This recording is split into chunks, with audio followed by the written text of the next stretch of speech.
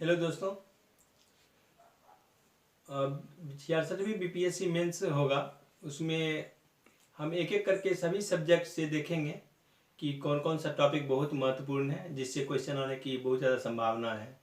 तो आज उसी क्रम में देखते हैं कि इकोनॉमिक्स में कौन कौन सा टॉपिक्स है जिससे कि क्वेश्चन आने की बहुत ज़्यादा संभावना है। तो इसमें 12 टॉपिक्स को हम लिए हैं जिससे कि क्वेश्चन आने की ज़्यादा संभावना है। पहला है निर्धनता। निर्धनता की परिभाषा क्या है, निर्धनता का अनुमान कैसे लगाते हैं, या निर्धनता के अनुमान पर चर्चा करते हुए इसके जिम्मेदार कारकों की व्याख्या कीजिए, या उसके कारण क्या हैं और उसको दूर करने के क्या क्या उपाय हो सकते हैं, और उसके अंतर्गत भारत सरकार के कौन कौन से कार्यक्रम चलाए जा रहे हैं और बिहार सरकार के कौन कौन से कार्यक्रम चलाए जा रहे हैं, और इसमें आपका क्या सुझाव हो सकता है। इस तरह से आप निर्धनता को इसके सभी आयाम को देख सकते हैं। सभी आयाम को तैयार करने के बाद आप निर्धनता को आप हल कर सकते हैं इस क्वेश्चन को। और दूसरा जो है चैप्टर वो है भारतीय आर्थिक नियोजन व नीति आयोग। आर्थिक नियोजन से बराबर क्वेश्चन पूछते रहता है, जैसे कि उसमें पहले पंचवर्षीय योजना चलती थी, 12वीं पंचवर्षीय योजना तक चली थी। तो पंचवर्षीय योजना से किस तरह गरीबी को हम कम कर सकते हैं, या पंचवर्षीय योजना का क्या मूल्यांकन आप कैसे कीजिएगा, या भारतीय आर्थिक नियोजन की उपलब्धियों की चर्चा कीजिए, या भारतीय आर्थिक नियोजन को मूल्यांकन कीजिए। इस तरह से भारतीय आर्थिक नियोजन से क्वेश्चन आते रहता है। आप सभी आयाम को देख लें। और अभी नीति आयोग आ गया। अभी नीति आयोग से अभी तक क्वेश्चन नहीं पूछा है, लेकिन क्वेश्चन पूछने की बहुत ज़्यादा संभावना है। फिर भारतीय आर्थिक नियोजन और उसके आर्थिक सुधार से जोड़ करके क्वेश्चन भी पूछ सकता है कि आर्थिक नियोजन की क्या प्रासंगिकता हो सकती है, आर्थिक सुधार जो चल रही है 1990 के दशक से। तो इस तरह से आप उसको पढ़ सकते हैं। फिर आप तीसरा जो चैप्टर है वो है बेरोजगारी।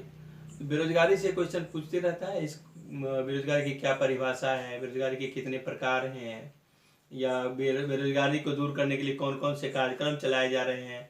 जब हम कार्यक्रम बोलते हैं तो उसमें भारत सरकार के कार्यक्रम और बिहार सरकार के कार्यक्रम हम दोनों को लेंगे। फिर अब जो है सरकार का जोर जो है बेरोजगारी दूर करने से ज़्यादा स्किल डेवलपमेंट पर है, कि स्किल डेवलप कर देंगे तो बेरोजगारी अपने आप दूर हो जाएगी। इस तरह से स्किल डेवलपमेंट में कौन कौन सी योजना चलाई जा रही है जिससे कि स्किल डेवलपमेंट होगा, इसको भी आपको देखना है। और बेरोजगारी स्किल डेवलपमेंट दोनों जोड़कर आपको पढ़ना होगा। फिर चौथा है कृषि क्षेत्र। कृषि क्षेत्र से बराबर क्वेश्चन पूछते रहता है, और अभी जो किसान आंदोलन चल रहा है तो कृषि क्षेत्र और ही महत्वपूर्ण हो गया है। अब कृषि क्षेत्र के साथ आप वैश्वीकरण को भी जोड़ सकते हैं। विश्व व्यापार संगठन की जो सम्मेलन होती है उसमें कृषि क्षेत्र से जुड़े प्रस्ताव लाए जाते हैं। कृषि क्षेत्र से कौन कौन से करार हैं, तो ये सब भी उसको जोड़कर आप पढ़ सकते हैं। फिर कृषि क्षेत्र में उत्पादन क्यों स्थिर है, उसकी उत्पादकता बढ़ाने के क्या उपाय हो सकते हैं, और कृषि विपणन, कृषि क्षेत्र में क्या क्या समस्या है उसको आप कैसे दूर करेंगे, कृषि विपणन की क्या क्या समस्या है उसे आप कैसे दूर कर सकते हैं। फिर इसमें फसल बीमा है। फसल बीमा किस तरह से कृषि क्षेत्र को सुधार कर सकता है। इस तरह से आप सभी क्षेत्र को, कृषि क्षेत्र के सभी डायमेंशन को आप पढ़ें। और फिर है आर्थिक सुधार और विश्व व्यापार संगठन की भूमिका। इसके साथ आप वैश्वीकरण, उदारीकरण, निजीकरण, ये चारों को आप मिला करके पढ़ सकते हैं। सभी आयाम को इसको पढ़ सकते हैं, जिससे कि ये किसी न किसी प्रकार से क्वेश्चन आ ही जाता है।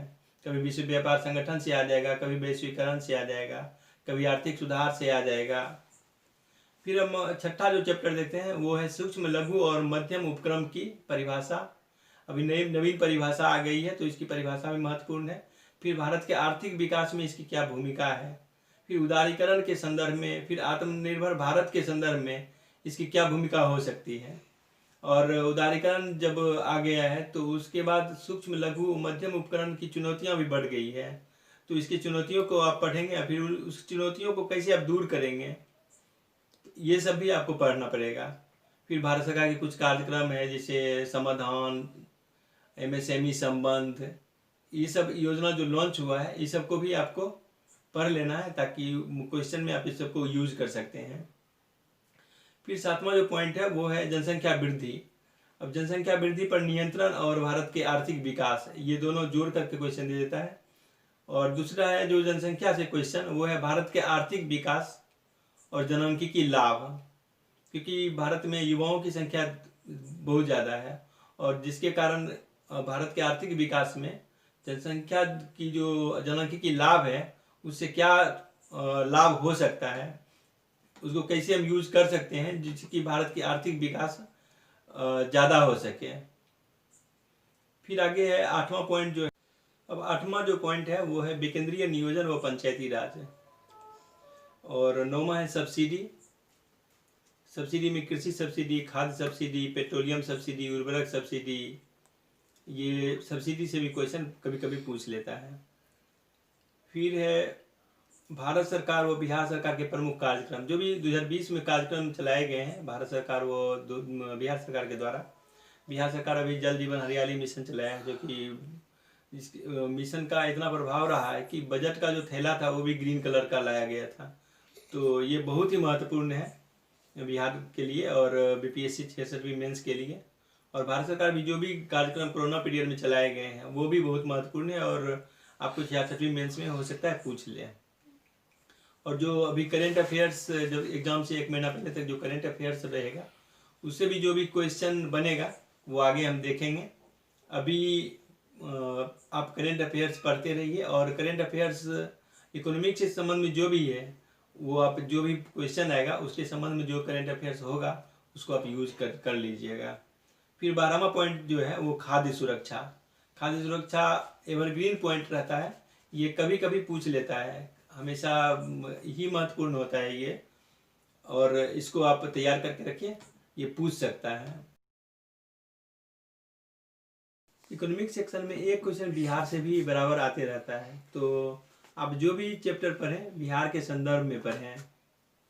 जैसे बिहार के विकास में क्या बाधाएं हैं, उन्हें दूर करने के क्या उपाय हो सकते हैं, और बिहार में उद्योगों की क्या संभावना है,